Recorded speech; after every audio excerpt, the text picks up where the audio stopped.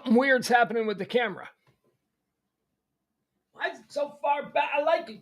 Well, you know what? We're just going to have to do it like this for tonight. It'll be fine.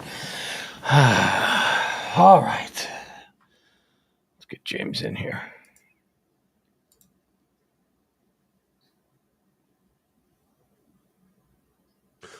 Well, hello, everybody.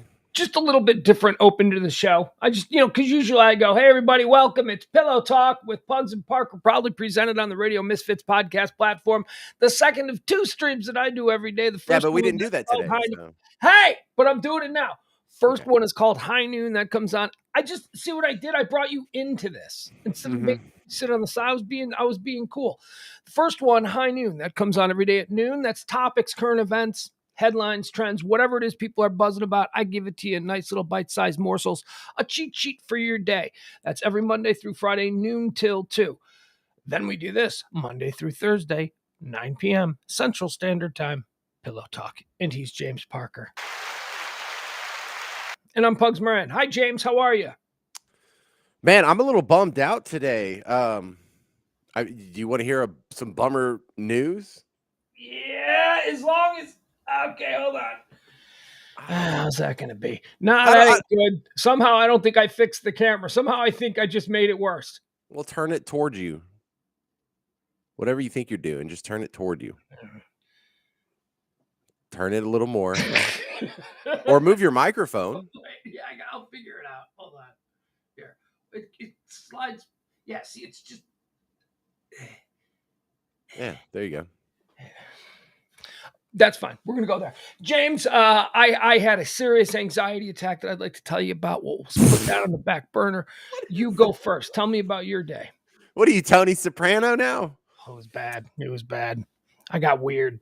But go ahead. Tell me about your day. That's coming up. If you're good, if you're all good and I feel like sharing, I'll be vulnerable for you. What's on your mind, James? First off, hello to all the fine commenters already. We see you. Thank you. So I've moved back to Bug Tussle.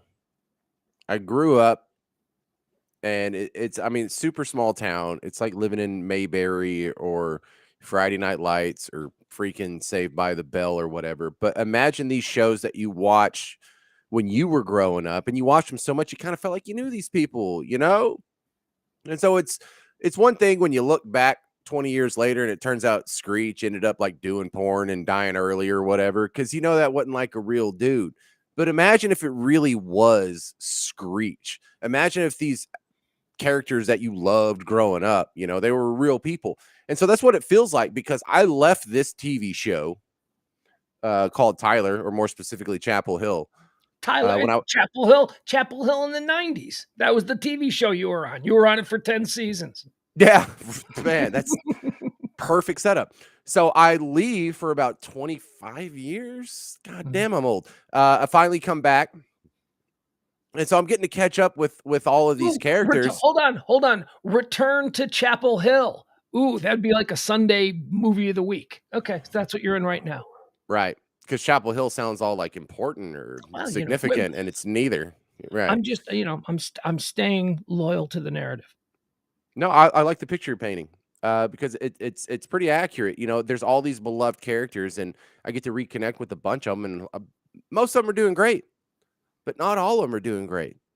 Some of them are absolute tragedy stories that just break your freaking heart. And I'm going to try and tell the story as fast as I can. I'm sorry for the backup, but I had to go to the dentist today. And the dentist isn't some guy you look up or get a recommendation from on, I don't know, Yelp or whatever. The dentist is Paul. Me and about 50, 60 kids went to Chapel Hill, kindergarten through 12th grade. Now, I graduated with about 200 kids, but about 50 or 60 of us were there from day one and never went to any other school for our entire education. Got a question about Paul. Yeah. Has Paul been your dentist since you're 5 years old, or is Paul the son of the guy who was your dentist when you were 5 years old? No. Paul and I are the same age. Okay. So Paul so Paul replaced the other dentist in your little small town. I can't imagine you got more than one dentist. What do you guys got? What are you guys lousy with dentists there? Oh, no. There's a ton of dentists here. Really? Tyler's 100,000 people now. It wasn't when I grew up. It was like 70,000, so it's grown by like 50%, and all the other towns around it have grown too. But no, but Paul, the first time me and Paul had a class together was in 3rd grade. That's because we both tested into the GT program, and so then from 3rd grade on, me and Paul had classes every year through graduation. So whether I liked him or not, whether we had any extracurriculars or not, or any other connection, Paul is one of my bestest friends growing up. And there's about really 20, 30 of us are super tight. 50 of us, I know these people. I know them like you would know your next door neighbor. So when I moved back to Tyler, I know that Paul's been a dentist. Paul's been a dentist for like 20 years now, So when I need a dentist, I'm not going to go find a dentist. I'm going to go find Paul. Plus, I know Paul's really smart, and he didn't like cheat his way through dental school. He's a bright. Did you know Paul wanted to be a dentist like junior year? Like, was Nope. Paul like, yeah, I'm thinking about being a dentist? And you guys were like, yeah, fag, because it was 90s. You could still say it. You could say that, right? You could insult your friends. So no. So I'm going to Paul, and we start going through some of the stories, and it's funny because the hygienist that's on the other side of my gaping mouth over there has heard a lot of these stories now, right? And so she doesn't know these people, but she knows of these people. And one of them that came up was a girl that I think the first time I had her in my class was in like 1st grade, but she graduated with us. She's one of the, the big 60 from kindergarten through 12 that I know like they're in my tribe. But I can summarize her story like this. She was super sweet, super innocent. She was like a cheerleader in high school and everything. She was beautiful. She wasn't like Christina Brinkley or Heidi Klum beautiful. She was like girl next door beautiful, right? Like she's not perfect, but she's, even on a bad day, she was an 8. Her little brother was in the grade below us, and since my birthday's early in the year and his is later in the year, we actually played on the same soccer team growing up. So not only did I know her from school and have classes with her every year, basically from 1st grade on, I was also on a soccer team for many years with her brother. And so my parents knew her parents, and we had actually hung out at like many social events. So I was closer to her than a lot of people. But it was not too long after we graduated, her little brother, the guy that's basically my age, he died in a car wreck. And she seems like the kind of person who, the second that happened, she went off the rails. Just her life goes off the rails. And I don't blame her. If I lost my sister, I would have been a huge tragic mess, probably. But I remember coming back to the 10-year reunion for Chapel Hill, and I saw this girl. I'll just give her a name. I'll call her Jennifer. Okay, nice generic name. We had like 8 Jennifers anyway, so it doesn't matter. So Jennifer comes to the 10-year high school reunion, and by then you have all your street smarts about you. You can tell from across the room. Oh, Jennifer's discovered cocaine. She must be going through a phase. Oh, I know, right? Dude, this is after I met you, so you know. So wait. Okay, so this was your 10-year reunion. So this is 10 years ago, roughly, right? Oh, please, I wish. It was more like 15 years ago. 15 years ago? Okay. Yeah. All right. I'm old, dude. So now she's a party girl. Life came at her hard. Tragedy. Handled it with cocaine. We were 28. I was in a super wild phase of my life. I didn't ever have a good solid coke habit going. But I'm not going to look down on anyone for partying too hard, especially when I'm 28. This is before I met my wife. This is when I still would wake up in alleys and on sidewalks and in random people's houses and stuff. I was pretty far off the rails too. So no big judgment here, but hey. Nah, look, man, let me tell you something. You can still party at 28. You can still party. It's 31, 32 where you got to start going, wait, what? That's, you know what I mean? But 28, you're still allowed. Yeah. Yeah. Totally cool. And I didn't think much of it, but you could kind of tell she had like a much older boyfriend, and she was like really excited to see everybody. Hey, and she kind of had like the she's not in shape, but she was thin. So that kind of betrays, what got you there. So that was fun. I had never seen her like that. She was a sweet, cute little pigtailed cheerleader when I was growing up. She's just hoovering up huge lines of, and I'm pretty sure she was funky hotel room's coffee table. Yeah, Nice. and I'm pretty sure she was taking bumps in the bathroom, like, during the event, because you get pretty good at spotting that once you identify it. Anyway, it was kind of a fun little thing, and then when we had our 20-year reunion, I realized that, wow, this is not a phase. Oh, see, I would think maybe 20 years she found Jesus. Maybe 20 years now she's like, church lady. Yeah, so, we're just going through the list of friends, and Paul, my dentist, while he's hacking on my skull, basically, he's like, "Hey, so, have you kept up with Jennifer?" And, that's how he talks. And I'm like, "Kinda," and then I kinda gave him the rundown. I'm like, "I saw her at the reunion, and, then I saw her at the 20-year reunion," and I actually had a chance to talk to her at the 20-year reunion because afterwards we went to Mark's house, who was another one of the illustrious 50 or 60 or whatever. One of the chosen 50. It's just the biggest loser crowd you can imagine. Like, if we all Big died ensemble cast on that show. On dude, that, if all 60 of us died, the closest people to me growing up, none of y'all would even know. Y'all would never know. Y'all would never know the difference in your entire life. That we're just insignificant. Like, we're just nobodies. But to each other, we're equals, at least. We're equal in our nothingness. you were But there. but I got the chance to, like, pull her aside and say, "Man, I never got to I haven't seen you since your brother's car wreck, and I just want to say, man, I'm sorry. That's got to be horrible. I know y'all were extremely close. I know he was a good dude. I know he had messed up a little bit on his own, but he had a good heart, You didn't and need to go there, but go ahead. You didn't oh, have no, to no, no. say It's okay, that. dude. When you know people that close, it don't I matter. know, okay, all right, you're right, you're right. Well, no, I'm just saying, like, I'd have he's one of those edited people that that part, had but a okay. good heart. Sure, right, right. But just like you and me, maybe on occasion, he might have had a few too many drinks. Not a big deal though. But we kind of had like a moment, and she told me how she felt, and I told her how you remember when we were seniors and my cousin died, and she was like, yeah, or actually, sorry, we were juniors, and we all knew my cousin because he was a couple grades below me, and it's a small town. And so we kind of like had like this nice little relational moment, and I thought about asking her about the drug situation, but I'm like, nah, you know what? Let's not ruin it. Let's not ruin it. Yeah. Well, So at least you had a dead cousin. I mean, because you be, yeah. I can totally relate. Remember that time in high school at that party when I drove everybody and I lost my keys? Yeah, that sucked, man. Remember, nobody could get home. Everybody's mad at me. Yeah, I could totally relate. So at least it was a cousin, even if it was like a distant cousin. well, Death I is mean, death. it was a first cousin, and he went to Chapel Hill. He was in, There you go. All right, so and, known commodity. and his mom was a teacher at Chapel Hill, and my grandmother was a teacher at Chapel Hill. Believe me, people knew us. So, So do you have day-to-day run-ins with these people now? Like, now that you're back home? Do you see day to them from time day, to time? I mean, because absolutely I know not. with dentist guy, I know we got dentist guy. I guess I would call that day-to-day. I'm just being a little bit colorful with my language there. But I mean, so these are all people who are back in your life No, to some extent? no, No, no. they're These are not. people. They're These are not. people I see. It's very episodic. It Okay. happens once a month, maybe once every 2 months. I've seen Yeah. someone And from my old life.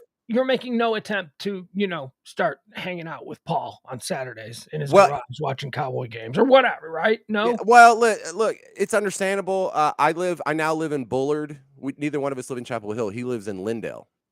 And so, that's not far. It's like 30 minutes, but we don't overlap. My kids don't play sports with his kids. They will probably play against his kids at some point. If my kids went to Chapel Hill, I would see these people every damn day of my life.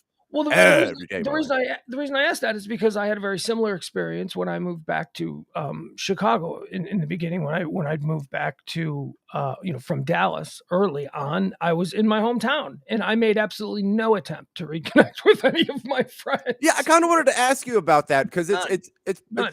it's probably a different experience for you. Because did you even have this pack of 60 kids that y'all all went from kindergarten Oh, to 12th sure. grade together? Absolutely. Oh, well, I mean, no, not consistently like that. I mean, I would say the bulk of my friends were friends from high school, but there was a number of my friends from high school who I also went to middle school and grammar school with. So, to an extent, yeah, these were like the guys that I ran with, and with the exception of just special occasions, like maybe once or twice a year. What maybe in the summer, one of them would have a big backyard barbecue, and I'd go. and there'd be 100 people, and it'd be fun, and we get crazy, and we'd promise to do it more, and we should get together this weekend, and hey man, let's start doing this. And that never happens. So Paul fills me in on some of the other stories. There's another one of our illustrious 50 closest friends, named Amy, and she is one of the most beautiful girls you could just possibly imagine. From the day she walked into kindergarten with it, she was in my kindergarten class, and she was in my graduating class. She was beautiful the whole way through. She's probably the most beautiful girl in class. Everyone loved her. On top of that, she was super nice. She was, smart, and friends with everybody. So you have Jennifer and you have Amy. Amy goes out, meets a guy, marries her college sweetheart. She's been married for like 20 years now. She's just freaking a perfect person. I'm happy with her. I'm happy with Paul. Jennifer, however, Amy stayed in the area. Jennifer, however, went to Dallas, came back, went to Dallas again, came back, went to Dallas again, came back. And the draw in Dallas is they have the high-end adult clubs where you can make a whole lot of money real easy. Sure. And no questions that if you're having trouble holding down a job because you have some addiction issues, this could be your lifeline. Plus, you can meet all the shady people in the world with connections. So I learned that it wasn't that long ago that Jennifer contacts Amy. Hey, it's been a long time. Let's catch up. Okay, that's random as hell. We have nothing in common these days. I'm married with 4 kids, and you are bouncing around between eternal boyfriends. I don't even think she ever got married. But cool. I mean, dude, they go back. So Amy had her over. So Jennifer comes over to Amy's house, is hanging out with her and her husband, and she's acting kind of weird, but you kind of expect her to act weird. We all know what her problems are. We all know that she's been having issues ever since Josh died. And it turns out that while Jennifer was in there talking to Amy and her husband, Jennifer's scumbag boyfriend was rifling through the workshop. There's like a separate garage house, and this guy's like an engineer. So for his hobby, he has the world's greatest array of tools, many of which are easily fenced on the black market for meth money. Oh, sure. Tools. Yeah. And so show up at a construction site and get cash in hand, just. Yeah. Okay. So, I think I'm glad you said that so the listeners know too. I don't have to worry about that. Yeah. But yeah, so you have this friend that you grew up with, and I couldn't imagine doing this to one of the other 50 or 60 Chapel Hellions that I grew up with. But it's her life is that bad that around age 40, she goes to a friend that she's known since we were 5. With the specific intent of ripping off her husband, ripping off the family. Drugs, man. That's what drug addiction does. Okay, so also dude, killed his mom to steal her jewelry because he snuck into her bedroom to steal her jewelry so he could buy crack. And she woke up, so he strangled her to death because he wanted the crack more than he wanted his mom. Oh God. Oh, yeah, drugs suck, man. I'm telling you. So in addition to this, she's also she showed up at Paul's clinic one day. She needed some emergency dental work, so he did it, but she didn't pay him. And she's like, "What? You can't hook me up?" He's like, "I mean, I guess I could like knock off my fees or whatever, but I'm not going to cover the cost of all your lab work, and I have to pay my employees, and like there's costs that are associated with what just happened to you. That no, I'm not going to eat all that." Well, he did eat all that because she didn't pay him. There's another one where he's like, "Look, when you get home, man, you need to go Google this because she was on the news not too long ago." She had What'd she do? She had gone into a Walmart in the area, and I don't have any explanation for this story whatsoever because there's no criminal mastermind planning at work here. But she goes to the Walmart, she gets a shopping cart, she goes to the wine section. She fills up the shopping cart with wine. And I don't mean she fills up the bottom. The way Paul describes it, it was humped over at the top. Like it was bursting over at the 75 top. bottles of wine in one shopping cart. Yeah, just piled on. It was over $2,000 worth of wine. And we're talking about from Walmart. Okay. right? The prices are pretty reasonable for wine at Walmart, especially if you get the oak leaf. That's the cheap stuff. And so she didn't go like through the back out the service exit or through the loading dock or anything. She tried to go out the front door. Well, she gets stopped. You don't say. No, can you believe it? They're like, excuse me, miss, where the hell you think you're doing? And it's just really sad. I haven't looked this up yet, but I'm gonna. And So that's a little something from the local police blotter in your hometown. A little, yeah, old friend alert. He from the says this police happened blotter. 5 years ago, so this could be 15 years ago. It could be 2 years ago. So I mean, I've got some work cut out for me.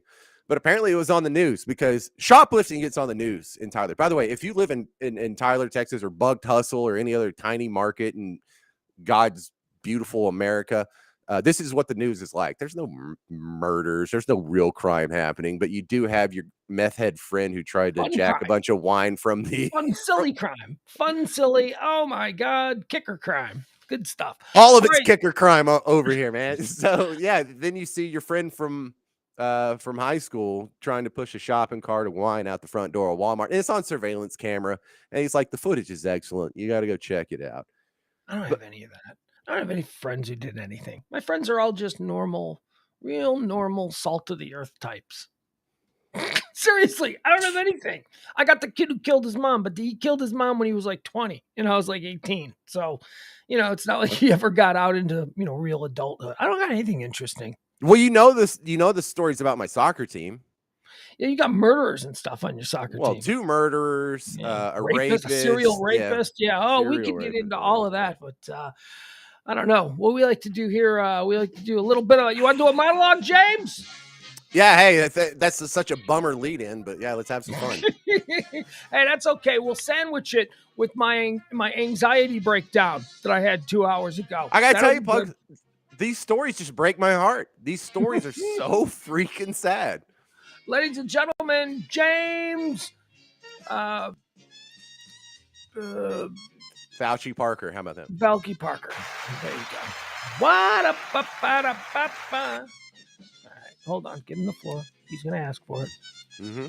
I was waiting. Thank you. All right. So Dr. Anthony Fauci announced his retirement. He said he wants to spend more time lying to his family. Oh, God. Oh, no? No? That was good. I thought, okay. All right, fine. There you go. All right. As the Taliban tightens its grip on Afghanistan, the human suffering is horrific, Pugs. Can you believe these monsters keep calling people by the wrong pronouns? It's so bad. The humanitarian crisis. Oh, Jeff already found Jennifer's story. Hey, why don't you just post the link for me, Jeff? Singapore has overturned its ban on gay sex. So gay Singaporeans are celebrating by overturning each other. Okay, I like that one. I don't think I've ever had to say the word Singaporean before. The International Astronomical Union, they're holding a contest to name a new planet. But before you waste any time, I've already submitted my anus. Don't. Credit where credit's due. Former Fox News political editor Chris Steyerwalt has written a book accusing the network of inciting hatred. A Fox spokesman reacted saying, "Oh man, we hate that guy." Yeah.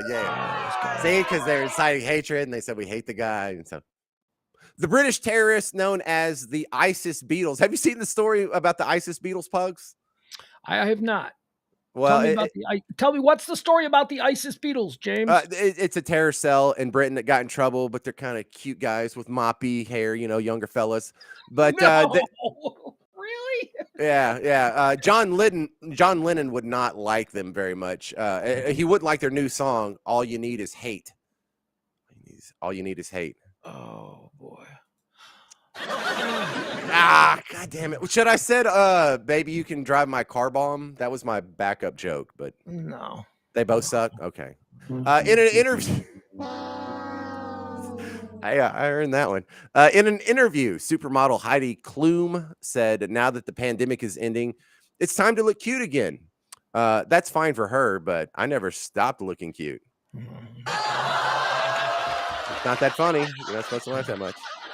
According to the National Enquirer, Britney Spears has fallen off the wagon. Friends are shocked because they never knew she was on the wagon. Right? At what point was she sober? The 100. I'm pumped about this, Pugs. The 103rd season of the NFL kicks off September 8th. But do you know where members of Al Qaeda watch football? In their man cave. We did that. There you go. Finally, happy birthday to Rick Springfield. I don't want to say he's getting old, but Jesse's girl is now a greeter at Walmart. Oh, boy. Oh, my God. All right, hold on. Shut the door. The dog will let herself in. Yeah, let herself in. Oh, man, I like Byron's joke. He said it should be our anus. Unify, James, unify. I do like that. Instead of my anus or your anus. I like that, Byron. Our anus. It's very inclusive, and that's important these days that we be inclusive with our rectal jokes.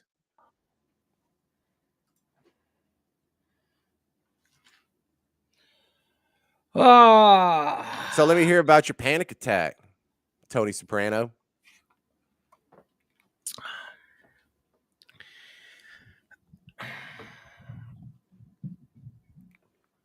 So I got a Whole Foods at the end of my block. You know that the Whole Foods has caused me great consternation over the past few months. Hey, that's a good Whole Foods. I've been to that one.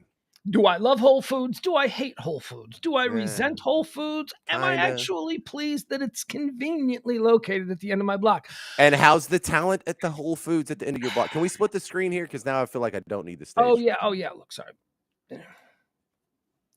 Well, I mean, this is an incredible Whole Foods. This is a Whole Foods that has a very attractive customer base, I would say. Incredible talent. A lot of young wives, very wealthy men, a lot of... And they don't marry a lot of ugly chicks, these wealthy guys. Isn't that weird? No, they don't. It's almost like women prefer men with money. But I know they're not that shallow. I don't mean to disparage women, but... This is not a joke. I was up there today when I suffered my anxiety attack. I was up there this evening, and I probably saw at least 3. This is no joke. Hand to God. I swear to God, on my kid, I saw probably at least 3 women who are probably former or retired fashion models. And not like, yeah, I did some modeling at Neiman Marcus. No, I'm talking about New York, Paris, Milan, those kinds of women who are now 30, and they've married some, son of an oil executive in Highland Park. You know what I mean? I saw 3 women today at this. They were 6 foot. They were wearing sundress. They looked amazing. And they were just running up to pick up some, I don't know, crudité or whatever it is that they get. You know what I mean? Right. So, yes, organic carrot soda. Yeah. I would love to just set up a little booth and do a podcast from there and just talk about everything I see. Not talk to anybody, not do interviews. I don't want to interview. I just stream of consciousness. Just let me sit there and just be like, oh, look at this one. It would be a good show. You are right. That would be a good show. It'd be a great show.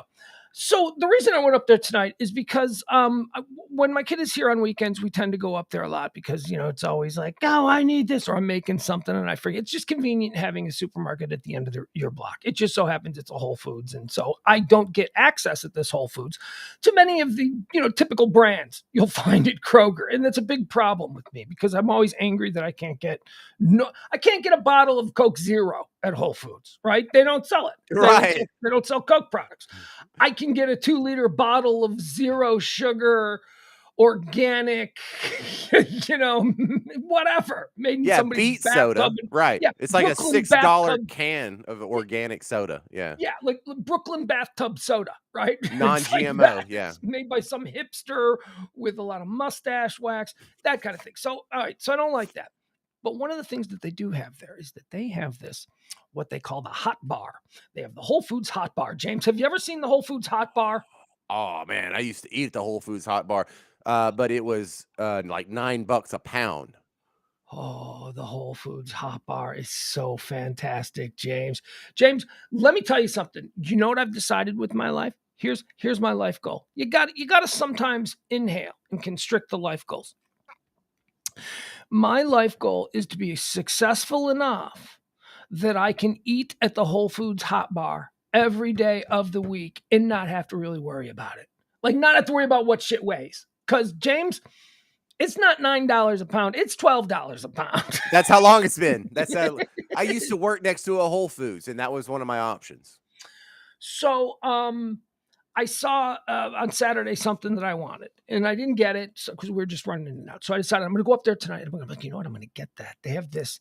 I had it once a long time ago, but it's an enchilada. It's a chicken and cheese. And it's just so good. It's made with goat cheese. It's the ridiculous Whole Foods, fancy restaurant. Yeah. It's cheese made from ox milk.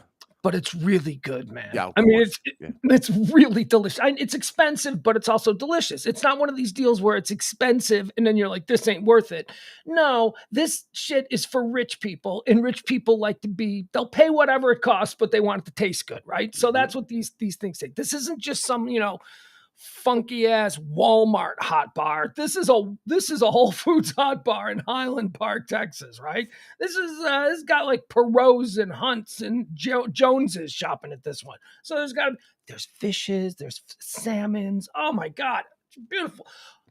What's that thing? What's that thing where it's like prime rib sliced, but it's on noodles with a white sauce? What's that called? Beef stroganoff. Oh my God, they had this beef stroganoff. Anyway, so I really want it. And I get up there, James, and you're going to laugh at me because it sounds like you're an old pro at this, but I didn't know how to do it because first of all, apparently price ain't that big of a deal. I didn't know what the price was, right? I had no idea what the price was because they didn't have a price sign anywhere. I mean, I finally did find a price sign, but it's really tiny. I mean, it ain't like at Kroger, where it's like they're trying to appeal the price sign is big. If it's a low, no, they're like, if you want the salmon, you're going to buy the salmon. You're at Whole Foods, and we don't have to make the sign big and gaudy. So a tiny little sign. I finally see it. It's $11.99, and then I look at and they give you these things. Yeah, they have these things, right? These like fancy little boxes. See them? You like their little cardboard boxes. And first, I get in line, right? I don't know what I'm doing, James. I've just recently found out it's $11.99 a pound. So I'm sweating that a little bit, but I'm in line and I'm going. I'm like, oh, this is going to be good. And I watch the person in front of me. They take one of these. And I'm like, okay, so I'll take one of these. I open it up. I'm looking at it. And I'm like, I don't know, is this lined? Am I supposed to there's a lot of saucy stuff here. Am I supposed to just put it in here? Answer is yes. Yes, this is built. But I didn't know that the first time. It's strange how that thing's waterproof. It really is. Yeah. It really is. I remember thinking that. We're going on 3 or 4 hours, and look, it's not even stained on the bottom. Dude, I haven't done this in like 10 years, but that was my jam when I first got to New Orleans. There was a Whole Food by the station. So I hadn't at this point seen the sign that said it was $12 a pound. Didn't know it was a weight thing. All I knew is that I wanted to try a whole bunch of these things, right? I couldn't decide. I'd like a little bit of the salmon. Ooh, but also I want some of those noodles. Those noodles look really good. So I was going to make a whole nice little dinner, but I didn't know how much each thing cost. And every time I went up to any, little sticker that tells you what it is, what you're looking at, this is a filet salmon that's poached with a nice, like that. And there's only a barcode. And I'm like, oh man, is this one of them? We don't have menus anymore. You got to use your phone and scan because I'm no good at that. And now I'm panicking and I'm in line. Dude, I jumped out of line. I put the box down. I jumped out of line and I had to walk it off. I was like, I don't know what I'm doing. I'm going to hold up the line. There's like 5 people behind me and I don't know if I can take What, is this where your panic attack came from? Not yet, almost. So I decide, right? So I go for a walk. I get some chocolate covered raisins because they got chocolate covered raisins. You just left the box of food left it, walked away, put it down, walked away, bailed out. I hit eject. You got your ass kicked by the hot bar at Whole Foods. Yeah, the first turn. Dude, the first turn of the hot bar. It's a 4-turn hot bar. By the first turn, I was already like, I don't know what I'm doing. There's too many choices here. I only got one box. Am I supposed to get a different box for each entree or do all the different entrees? Are they priced individually? Remember, at this point, I didn't know it was by pound. I hadn't seen that sign yet. Because remember, it's a little sign. Okay. So I'm like, I want some salmon, but is the salmon like $22? And then I also want some of these noodles and beef. And what is that, like 10? So I have no idea what I'm right. I'm like, I don't know what anything is. So I panicked and I got out. I walked around the store. I got my chocolate covered raisins. I come back around And I see that now there's just one dude in line. I'm like, okay, I can work with this because I can talk to this dude. And through talking to him, I can learn how this whole thing plays out, right? Right? Why is this so difficult? Because I'm getting old and I didn't know how to do it. But that's how the hot bar works at Winn-Dixie. That's how the hot bar works at Kroger. That's how the hot bar works at Tom Thumb. That's how it works at Rouse's if you're in New Orleans. Remember when we went to Rouse's in New Orleans and you went to that Olive Bar? That was by the pound. I'm not a hot bar pro. I'm very amateur at the hot bar. It's honestly not something I have a lot of experience That's with. so crazy because you're a bachelor. You don't have a woman cooking for you I at home, know. and you're not really cooking a whole lot yourself. I know, which is why I want to be just successful enough so that I could eat off the Whole Foods hot bar every night. The food's great. Well balanced. Quality food. Anyway, so I walk up, I get behind this guy. And I think I said to him, I like, oh, is that the elote? You know, which was awkward because he was Hispanic. Do you even know what elote is? Well, it was like an elote casserole, and so I couldn't tell. It was like a cornbread elote casserole, yeah. And so I'm like, is that the elote? And he like looks at me, and you know, this is like the time that Kelly asked the black guy if he knew where there were any good fried chicken restaurants in the neighborhood. And then she felt bad because she's like, I'm not asking you because you're black. I was going to ask anybody, and I turned around and you were there. You just happened to be black. I mean, I'm not saying that you like chicken, because who doesn't like fried chicken? I believe was how she talked herself out of it. But it was kind of like that. So I see him, but he's not just a Latino guy. He is now. It's being revealed to me. He is like, how do I put it? Because I'm not making a judgment. I am painting a picture. He is a very attractive Latino. I don't know. Maybe his position is manservant to some wealthy oil baron in the neighborhood. Why can't he be one of the wealthy barons in the neighborhood? He's very flamboyant, and also he kind of reminded me of like a Mexican Jack from Will and Grace. Like, have you ever seen Will and Grace? Is flamboyant a Gen X word for gay?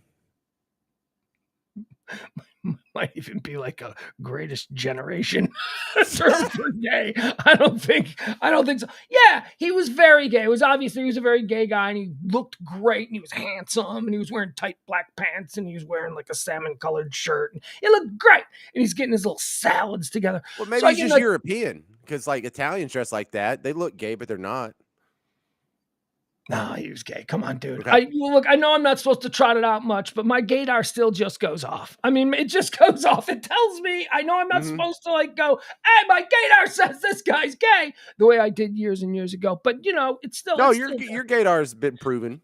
So the plan is that I'm just going to follow him. I'm going to follow him and see what he does, because I don't know how to do the hot bar.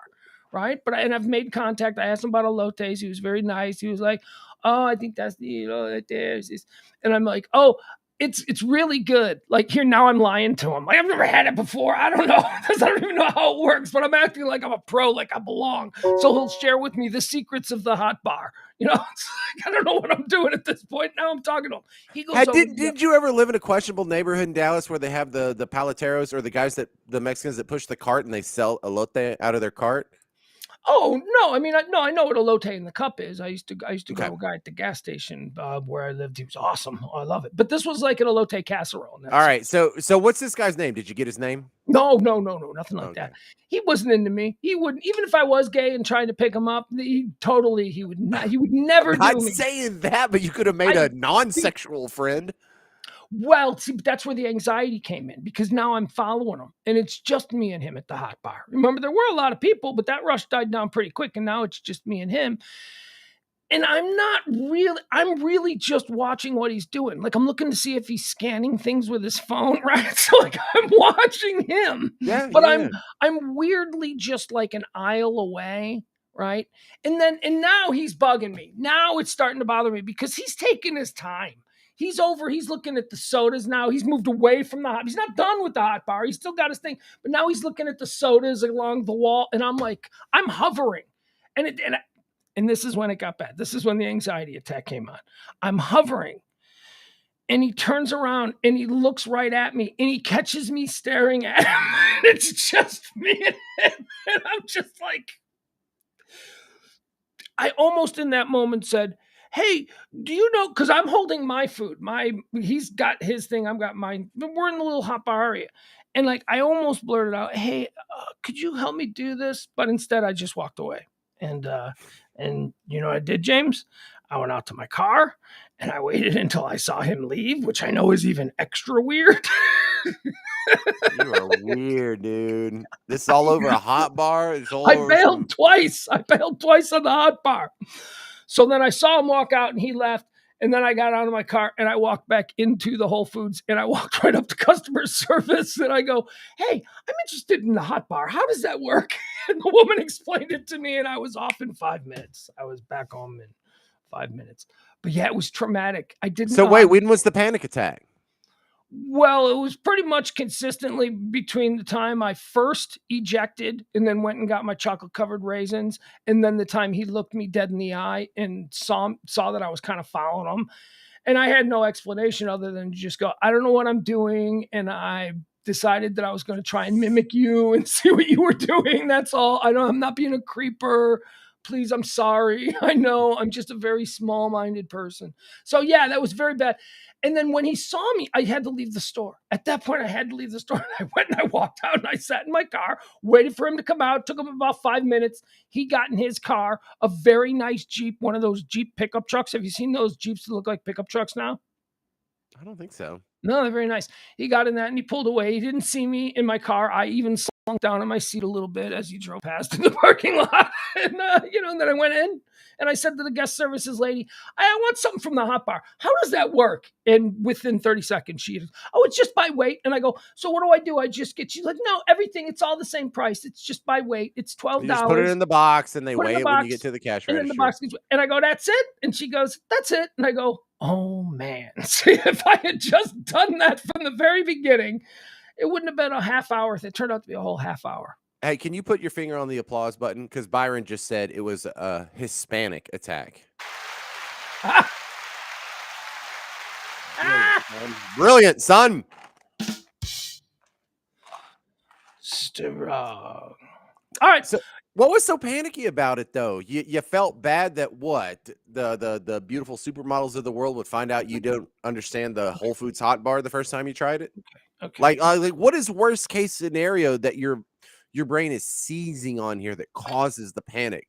What the hell? You don't even know any of these people.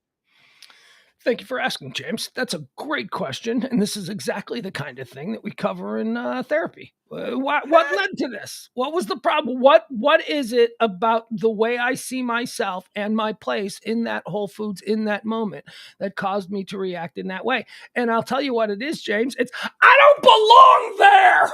And it became evident yet again that I don't belong there when I couldn't even figure out how to seamlessly integrate into a hot bar line without, panicking about, because James, I was prepared in my head. I'm going, all right, I'm just going to go for it.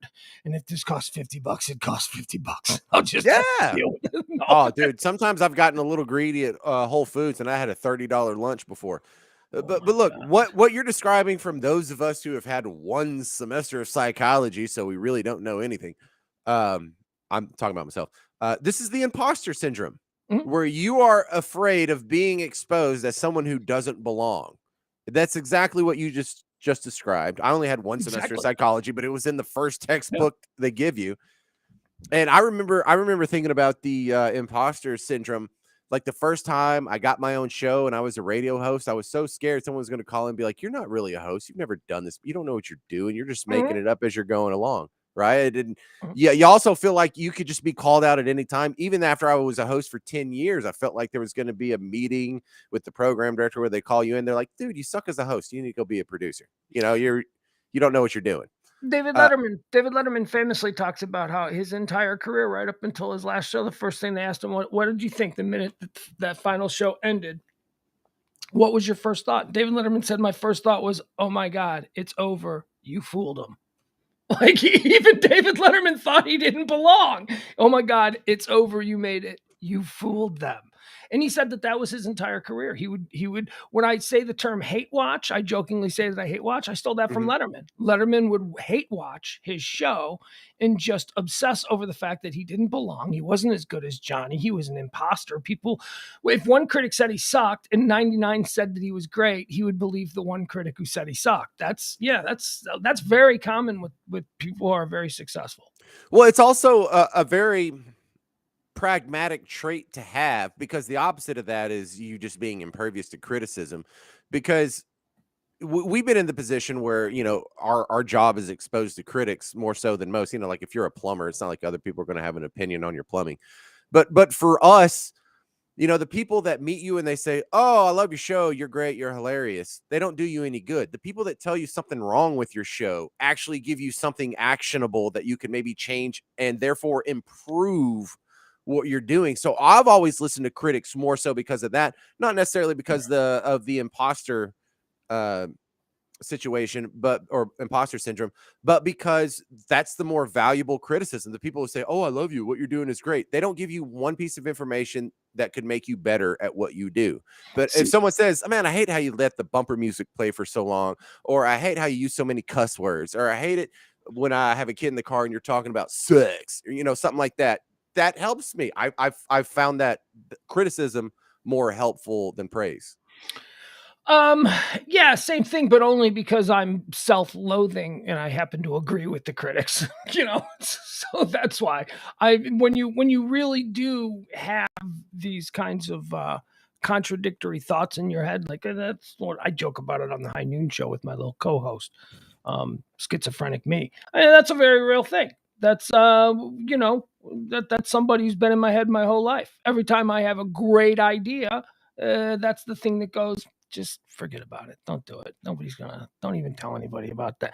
You know, or every time, that's a very real thing. Anyway, we don't need to get into my very interesting and complicated mental history. By the way, I'm safe. I'm not dangerous. I'm just aware, and I'm fascinated by all the little quirks and all that goes on with all of us. Because you know what, James? That's the thing. You know, we talk about medicine and think of how far we've come as far as medicine and surgery and all those kinds of things just within the last like 200, 300 years, right? That's the final frontier of medicine, I believe. We know nothing about the brain, the mind, the way our psychological makeup Didn't we works. just learn last week that it might not be as simple as a chemical imbalance in your brain? Yeah, we absolutely did. There was some like long-term study of Prozac or serotonin, whatever.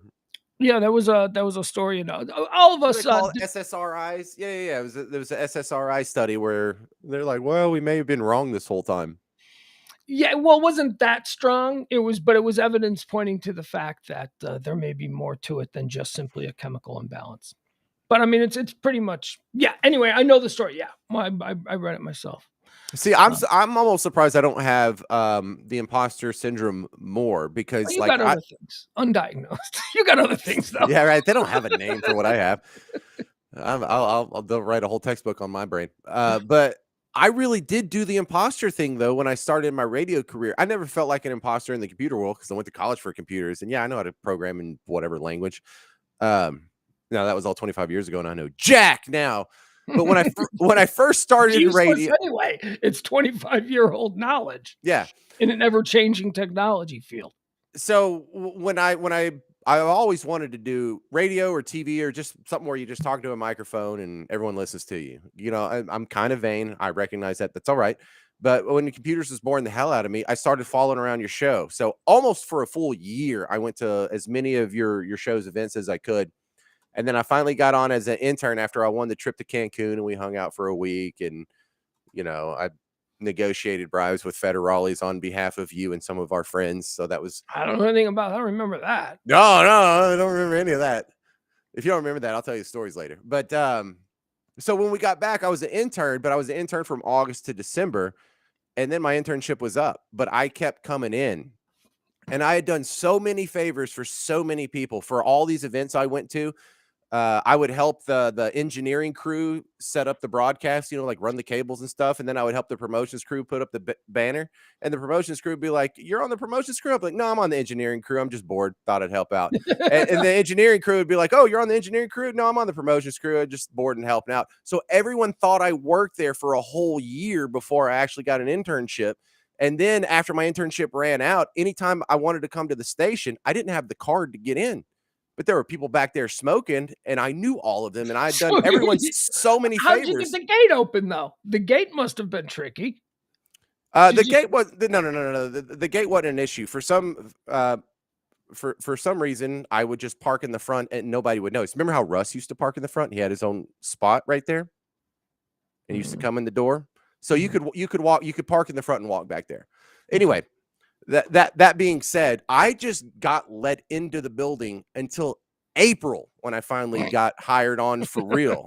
And that was super awkward there because people had been seeing me in the building every day. Now I've been in the building every day since August. And so everyone just assumed I was working there. So you were already working there. Dude, I broke in basically to a radio studio for 4 straight months or 3.5 months. That I wasn't supposed to be there. And that did I know any of this? Did I know any of this at the time? Or was I kept out of the loop? Or what? Or did I just not care and was just benefiting from your ambition? You knew and Kelly knew, but you told me you didn't know. When you told me, you're like, you're not supposed to be in here, and Kelly and I don't know that you're doing this. Okay. That was about it. Is that how we played it? Oh, okay. All right. Very good. It was funny because I finally got Lee's like, "Hey, there's a board op, an overnight board op opening for Friday, Saturday, and Sunday night, like the worst possible shifts you could work from 2 a.m. to 6 a.m. You want it?" Sure.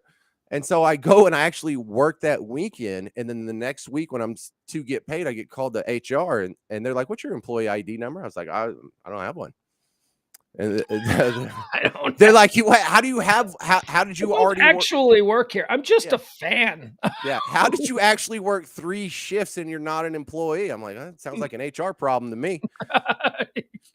Right. And so they were kind of embarrassed that I flew under the radar that hard for that long. And so they just put me on the books and shut the hell up themselves. Yeah. And no one knew. So I actually did the imposter thing. I was like, "Catch me if you can." I'm just showing up. I'm like, "Oh man, I forgot my card." Yeah, Lee, can you let me in? Sybil, can you let me in? Fitz, can you let me in? Big Gay Steven, let me in. Yeah. I forgot my card every single day. But there was different people out there because the smoker's porch was right by the back door. Yeah. I mean, if you were in the back porch area, you could easily get in because there was always, especially during the daytime hours, that's where people went to. There was always somebody smoking a cigarette. Yeah, and it's like a bunch of radio people. So you were never back there because you weren't a smoker, but but Kelly was back there. But I know it was a scene. It was a whole scene back there with everybody be back there hanging out. Yeah, it was like a gang. It was the people Kelly, who did that. Big Gay Steven, Billy the Kid let me in a few times. It was the whole crew. I tell you what I liked is when a program director would let me in, because that's almost like, you're being anointed. I'm following Gavin in. What could possibly go wrong? All right, we're out of time. We get 7 minutes early. What do you got? You got anything else? Anything else at all that you want to mention? I'm surprised that you panic attack.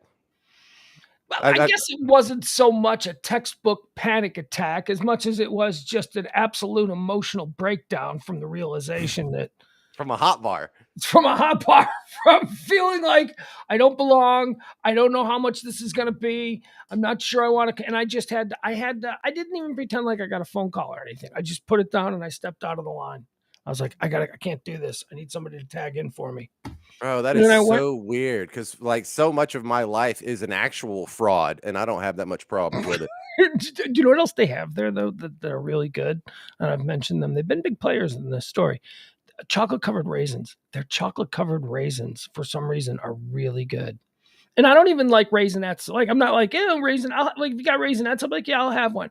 But for some reason, so they've got, the bulk exotic almonds and nuts and, vanilla truffle encrusted macadamia, stuff like that. And you put the bag on the thing and you fill the bag and then you weigh the bag and you pay for whatever the bag weighs. The bulk stuff. Well, they got a good chunk of covered raisins. That's what I used. That's what I used as my escape plan from the hot bar. I was like, okay, I need to clear my head. I'm going to go get the raisins. I'm here to get some raisins, a little $5 worth of raisins in a bag. I know what that looks like. That's good. That's a good snack late at night. How much food do you think you wasted today? I don't think I wasted any food. Oh, you mean because I bailed the boxes out? You left on the side? Yeah. No, I hadn't even started yet. I hadn't even put anything in there yet. Remember when I first under the impression? I had just gotten the box. So here's what's left of my chicken. It looks gross, but it really is very good. That's okay. It's like a 3-cheese chicken enchilada. It's really good. It's really good. Throw that in the microwave. Probably enjoy that tomorrow morning. And just to address one of the commenters here that said all you got to do is put in woman who stole a cart full. Texas woman tries to steal a cart full of wine, and the story pops right up. I just tried that and it didn't work. And I would love to see it. Did you really find that, Jeff? Can you put the link real quick in the comment section over here so I can see that? Because I just tried the search and it didn't pop up, and I want to see what my degenerate friends have been up to, because it's so cool. Because some of my friends are like doctors. Paul's a dentist. One of the Jeffs is a anesthesiologist. Another Jeff is like a big executive with General Mills and lives in Kansas City. And a lot of us have left and gone and done wonderful things, but there's a big chunk of this group of people I grew up with that are just crappy human beings. And even the ones with a good heart just turned out being crappy human beings, horrible people.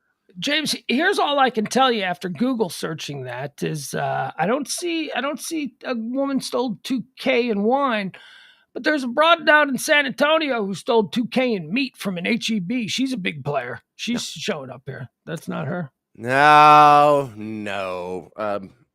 First off, is she white? Because this woman is white. Let's see here. Hold on. All right, let's just go to the images. Let's see. Woman accused of stealing hundreds in groceries. No, that's not her. And she's going to be like a woman in her 40s, right? She's your age. Same age as me, yeah. She's either 45, maybe 46 at the most. No, I'm not seeing a whole lot of it. I mean, I'm seeing a lot of pictures here. I'm just scrolling randomly through the pictures, the images, and there's a lot of people stealing stuff at stores. Well, my dentist pulled up a mugshot of her, or what we think was a mugshot. It was with a news story. What's her name? What's her full name? Here. Nah, I don't care. I don't care. I can put it in the private chat. No, we're good. Well, I would like to find this, and I don't know. Look, if y'all have already found it, hook a brother up. See her name? Mm-hmm. Yeah. Okay. So we can try that real quick. But look, this is one of the crimes that it bothers me more than a lot of the guys on our soccer team, because like the two guys on our soccer team that kill people, I don't think they had a good heart. I think they were sociopaths, and it's one of the horrible truths about humans is that some of us are just born without the same moral compass or ability to connect with fellow humans on the same level as a normal healthy human. And you can't do anything to them until they commit a crime that's worthy of them being put away. But she is not one of those. This is a girl I have known since we were 5 years old, friends with her. Our parents are friends with each other. What you got her? What? Yeah, I'm looking at her mugshot. It ain't great, huh? She was holy cow, man. Beautiful growing up. She was beautiful growing up. She ain't beautiful now, is she? No, she looks rough, man. She looks like those. She's not smiling, but I can't imagine those teeth are hanging in well. She looks really bad. Oh boy. Her middle name is Nicole, huh? And okay, 5'10", 160, Tyler, Smith County Fire Marshal's Office, 111 Spur 248, Tyler, Texas. That's the fire marshal's office. But yeah, Tyler, Texas. It's the name you gave me. That's the building where I got my driver's license the first time. Oh The my spur. God, James. The DPS on the spur. I know that. She is wanted for warrant. She's got a. Let's see what she's got here. She's got a warrant. I don't know what it's for. It's got a $50,000 bond on that warrant. She's got another warrant with another $80,000 bond on it. She's got a possession of a dangerous drugs warrant. That's got an $80,000 bond. She's got a possession of a dangerous drugs warrant again. That's $50,000 bond. She's got evading arrest. That's $100,000 bond. Yeah, I mean, she's. This girl was an angel growing up. She didn't even get in trouble. She didn't like skip school or talk back to the teacher. She was a cheerleader. And this is drugs? Yeah. Drugs. Meth? I think it started with cocaine and just had to devolve necessarily into meth on a long enough time scale. Here's the problem. Here's the problem. Okay, because you know this as well as I do. Okay, so cocaine. You say it started with cocaine. They go to a party. They're in college. They're with some guys. It seems like a special occasion. Cocaine is there. Try some cocaine. Oh, I've never done it before. Oh, just try it once. They do it. They do it again. They start to like it. You can't be, if you are at a certain place in life, you can't be a cocaine addict. You got to get that somewhere else. That's where crack comes in. Cocaine is too expensive. So all of a sudden you start, what starts out is just, oh yeah, man, I love good coke at a dance club on a Saturday night. And that turns into, you're buying crack rock and smoking it behind the 7-Eleven on a Tuesday night. So, I mean, I'm looking at somebody, because, people can be addicted. There's a lot of girls who are addicted to cocaine and they still look okay. This is something far more insidious. No. This is nasty. And so I saw it in leaps and bounds. So I know what she looked like when we graduated. She was same beautiful young girl who looked like she just had a promising future. Then the 10-year reunion, she's pretty coked up. 20-year reunion, not even salvageable at that point. God, not even and now we are like 7 years past what should be my 20-year reunion, or 6 years past, because we graduated in 95. So what is it, 2022? We've been graduated for 26 years now.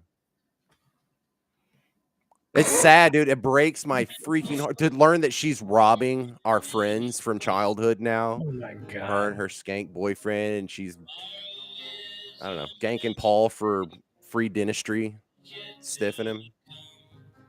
Sucks, right? Sucks. It's heartbreaking stuff, man. Sometimes I need to hear these stories because I think my life sucks. And it's like, you know what? I'm kind of keeping it together. God. Yeah, drugs, terrible. Those kind of drugs are terrible. Other drugs, really awesome, but the kind of drugs that do this to you.